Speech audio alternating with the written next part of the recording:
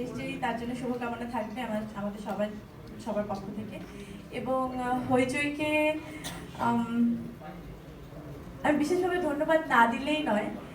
সেটা হচ্ছে যে আমার সাথে যখন এই কাজটার প্রথম কথা হয় যে কাজটা আমি করতে পারি কি না, বা চরিত্র নিয়ে আমাকেই ভাবা হচ্ছিল, তখন আমি আসলে টোটাল কাজ নিয়েই ভাবতে পারিনি, মানে ওই ভাবনার জায়গাতেই আমি ছিলাম না।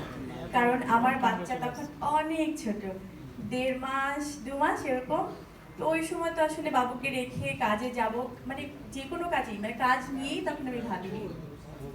তো সেই সময় থেকে একটা বছর পরেও এসে যে এই ক্যারেক্টারটা আমার জন্যই বরাদ্দ ছিল, আর আমার মনে হয় আমি সত্যি সত্যি ঠিকঠাক মতো করতে পেরেছি।